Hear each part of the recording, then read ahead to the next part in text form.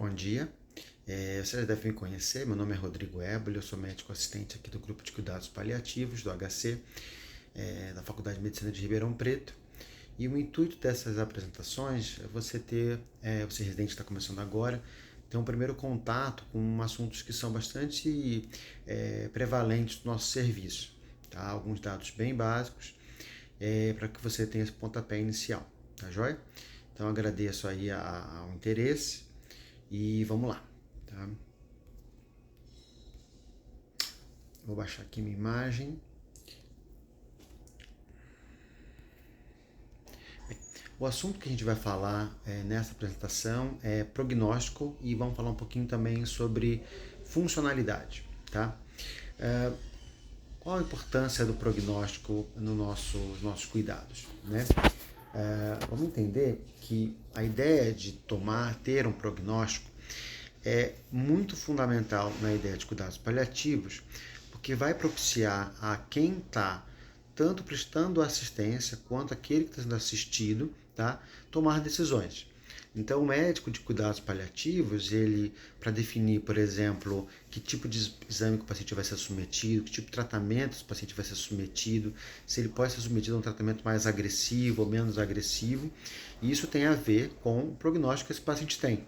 Se ele tiver um bom prognóstico, eu estaria habilitado a submeter esse paciente a um procedimento mais invasivo. Já ao contrário, um paciente com prognóstico mais reservado, eu teria, de modo geral, uma visão mais de preservar o paciente e ser submetido a tratamentos que provavelmente seriam muito agressivos para aquela condição clínica do nosso paciente. Tá? E, ao mesmo tempo, o paciente, na tomada de decisão se ele vai aceitar ou não ser submetido a determinado tratamento, é importante que ele tenha noção sobre o prognóstico que ele vai estar passando. Né? Existem trabalhos bastante interessantes que pacientes que não têm noção prognóstica, eles não saberiam, por exemplo, pacientes com uma sobrevida de menor de 1 ano, que eles sabem desse prognóstico menor de 1 ano, eles geralmente não aceitam ser submetidos a tratamentos mais agressivos. Ao contrário de pacientes que eles não têm essa noção prognóstica, eles geralmente aceitam ser submetidos a tratamentos mais agressivos. Por exemplo, inclusive quimioterapia no final de vida, que a gente sabe que é um tratamento fútil na maioria das vezes. Então, e o problema dessa questão prognóstica é que, apesar de ser algo bastante importante para o profissional, para as equipes de saúde e para o paciente e para a família, a maioria dos profissionais tendem a superestimar o prognóstico dos seus pacientes, tá? Principalmente naqueles com maior vínculo. Então, ao contrário do que a gente poderia, talvez de uma maneira mais fria, imaginar, aquele paciente que a gente tem o melhor vínculo é aquele paciente que a gente deposita ali as nossas esperanças, deposita ali uma impressão de possibilidade de reverter aquela condição e a gente vai ter um prognóstico, uma acurácia menos importante. Tá? E aí, diante disso, a gente tem que ter ferramentas prognósticas adequadas. Tá? A impressão clínica é uma boa ferramenta. Tá? A impressão clínica, né? Você olhar para aquele paciente, olhar para aquela condição clínica dele, lembrar de casos anteriores, né? Isso, de modo geral, é uma boa ferramenta clínica. Tá?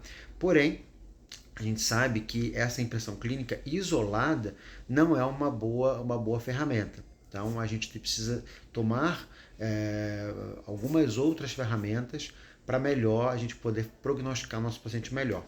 Tá? O ideal, então, é associar essa impressão clínica a outras avaliações mais evidentes, mais palpáveis, que a gente vai poder prognosticar esse paciente melhor.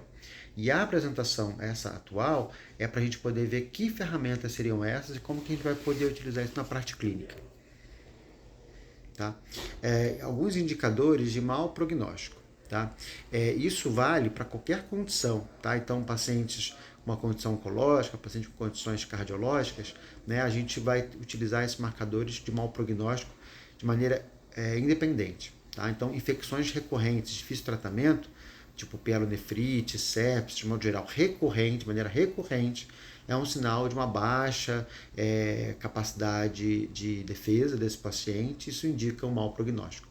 A piora da ingesta alimentar, assim, por exemplo, uma perda de peso maior que 10% nos últimos 6 meses, hipovolemia, disfagia, ou seja, sintomas gastrointestinais, principalmente gástricos, eles são significativos de mau prognóstico.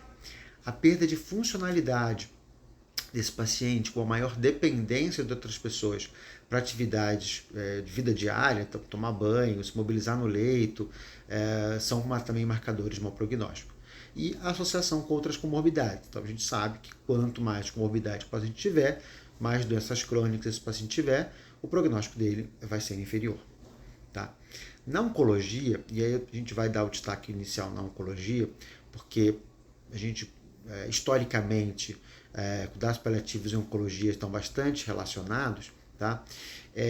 Doença metastática, principalmente em órgãos, mais que a gente chama de órgãos nobres, como sistema nervoso central, pulmão, fígado, eles são marcadores de um prognóstico bastante reservado do paciente, mesmo que ainda haja possibilidade de tratamento que possa alterar a qualidade de vida daquele paciente. Então, uma quimioterapia, uma radioterapia paliativa, tá? Eles, de modo geral, esses pacientes têm marcadores de mau prognóstico.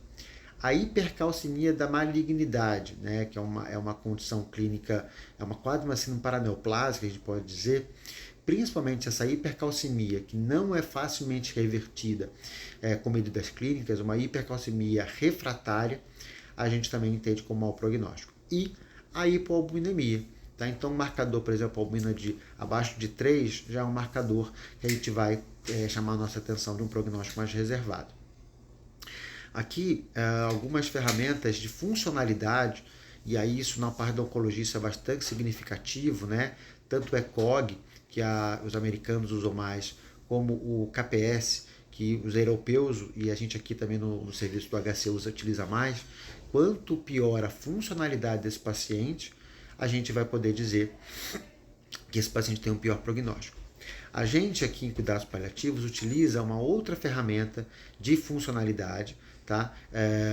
Que a gente chama PPS, né? Palliative Performance Scale, tá? Que a gente não vai avaliar apenas a deambulação, a capacidade funcional desse paciente, mas também atividade de doença, autocuidado, capacidade de ingesta alimentar, nível de consciência, tá?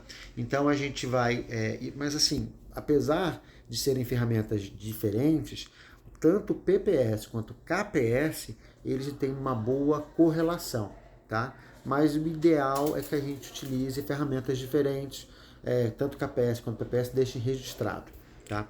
E essa questão de funcionalidade é algo bastante importante e que é importante que a gente sempre registre no nosso prontuário, principalmente nas condições ambulatoriais, tá? A funcionalidade, principalmente pacientes oncológicos, mas a gente pode dizer isso em outras condições de saúde, é um dos melhores marcadores prognósticos que a gente tem. Tá?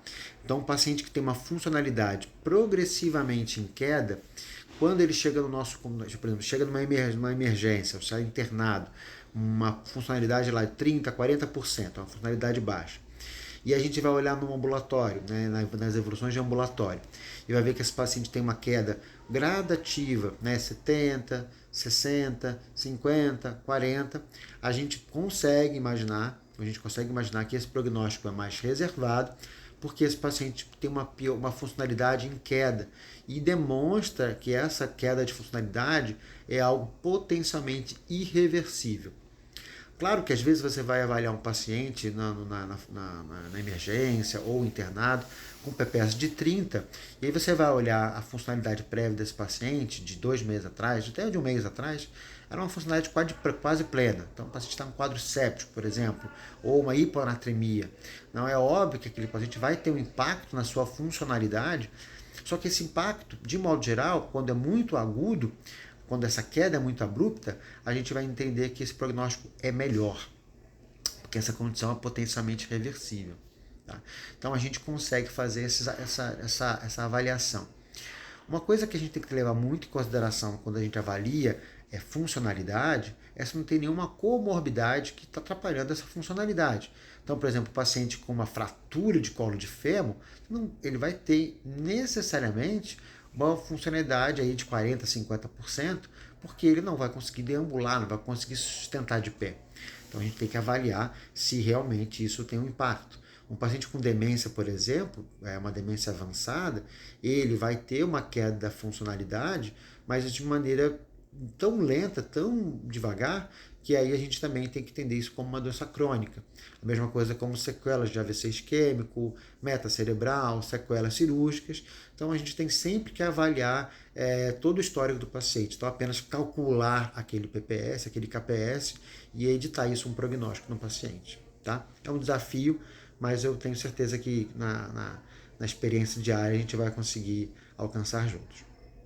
Tá? Em cardiologia, a gente tem esse marcador chamado MAGIC. Esse marcador um marcador, ele avalia uma série de dados clínicos bem palpáveis, bem objetivos, e a gente consegue pontuar, e através dessa pontuação final, a gente vai definir se esse prognóstico é mais ou menos reservado. Claro que eu não quero que você aprenda, decore esse prognóstico, essa ferramenta, né? Mas assim, lembrar de quais os dados que são mais relevantes nesse paciente.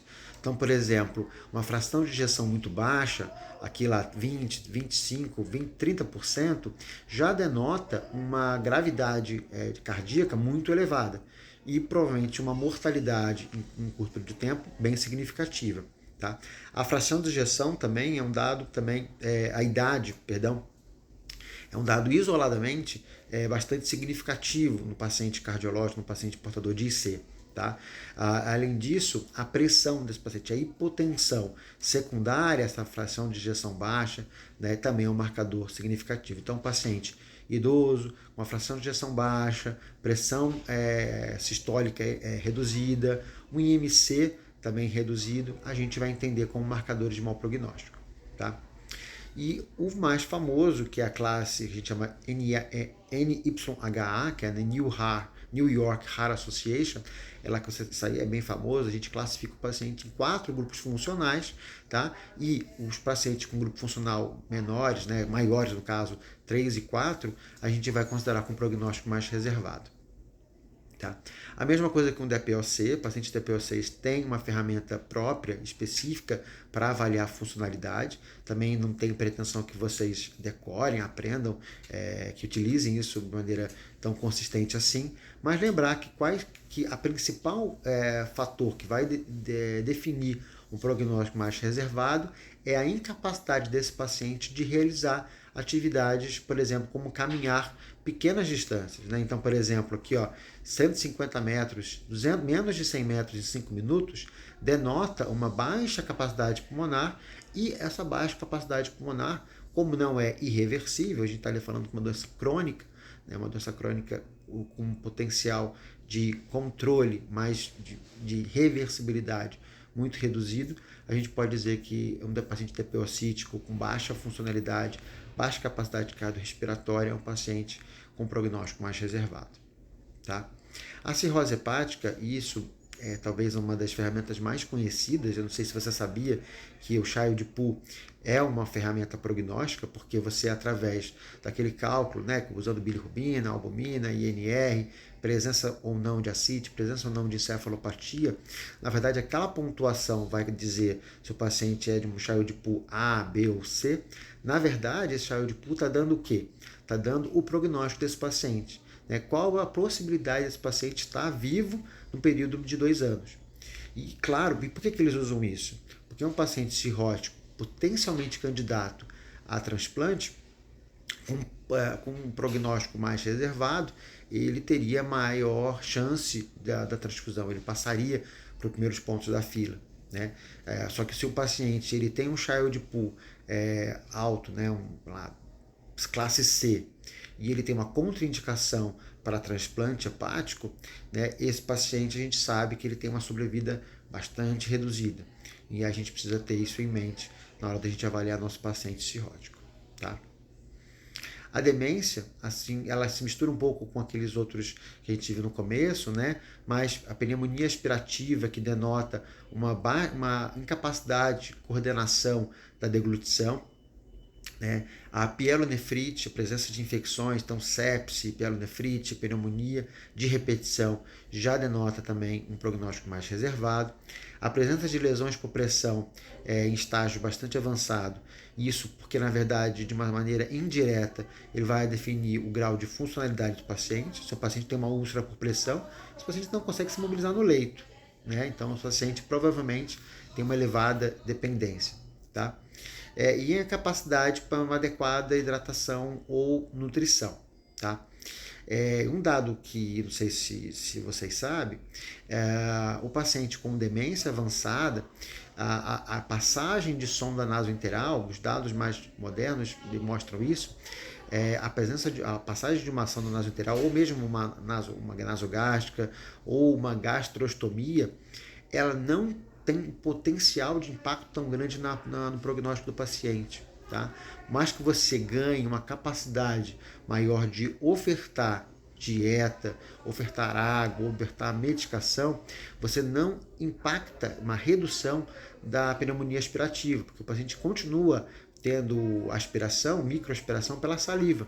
Tá? E essa saliva que vai levar, de maneira geral, às pneumonias aspirativas. Tá? Então, por mais que você tenha uma via alternativa de alimentação, apenas o fato de precisar usar essa via alternativa já denota que esse paciente está no quadro mais avançado. Inclusive e aí o pessoal da geriatria sabe muito bem disso, né? Inclusive há uma série de pensamentos hoje, né, da real importância da passagem da sonda nasointeral no paciente com uma demência avançada. Né? Será que esse paciente realmente vai ter benefício?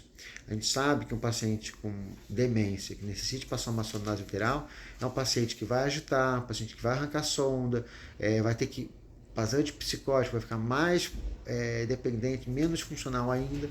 Então isso é bastante questionável no dia de hoje. Tá?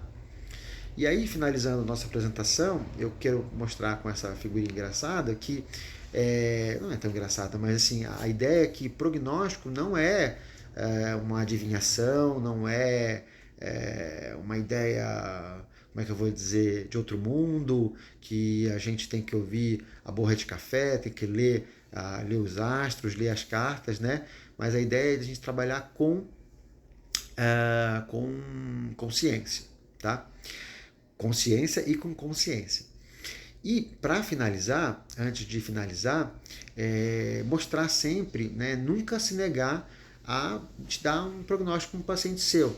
Claro que eu não quero que você venha para o paciente e diga, você ou para o acompanhante, você tem 3 meses de vida, você tem 4 meses de vida, até porque a gente realmente não sabe. Tá? Mas quando o paciente pergunta para você o prognóstico, ou mesmo quando um colega de equipe que vai solicitar um pedido de interconsulta para a gente pergunta sobre o prognóstico, né? A gente não, apesar da gente não ter uma acurácia tão significativa de horas, de dias, de semanas, de meses, a gente poder informar que aquele prognóstico é mais ou menos reservado e que aquelas medidas invasivas são mais ou menos indicadas. Tá joia? Espero que tenha contribuído para um pouco do conhecimento de vocês, tá?